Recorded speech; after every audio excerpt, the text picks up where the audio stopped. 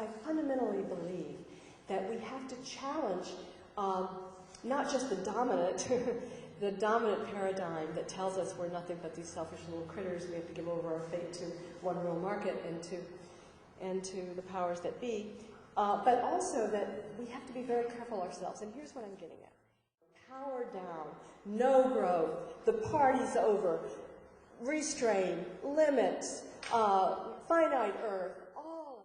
But what I began to sense, wait a minute, this is still locked into a mechanical and a moralistic frame. It is not fundamentally an ecological and empowering frame. This idea that we can deplete Earth, well, not really. That laws of physics tell us that we can disrupt, we can certainly waste in terms of any useful function. We can certainly transform in a negative way.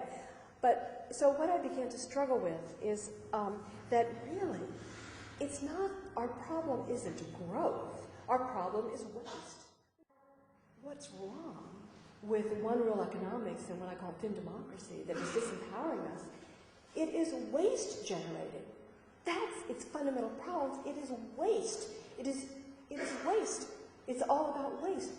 In natural capitalism, Amory Lovins, Hunter Lovins, Paul Hawken tell us that only 6% of what is mined, extracted, and manufactured, only 6% of it actually returns to us in products that we use. And this first dawned on me, the need to focus on the waste that is built into our system. The problem is a waste-generating system is, of course, with food. Because when I was 26, sitting in that library at the University of California at Berkeley, I said, oh my God, they're telling us that was at first I heard, the limits. We've reached the limits to feed people. We've reached the earth limits. We're running out of food. And some people might have to be tossed over the edge of the lifeboat earth. And whoa, wait a minute. We actually are creating scarcity of food in proximate. I mean, we're taking this enormous abundance of the planet, more than enough still to make us all chubby.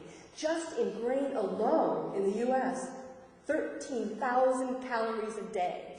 13,000 calories a day produced for every man, woman, and child in the U.S. So I began to really focus on what I think is the most empowering and exciting and life-affirming messages have to do not with limits and parties over and somehow you've been greedy. It takes us back to this moralistic, and most Americans feel like they're just barely scraping by. And so to tell them that the party's over, what party? I wasn't there.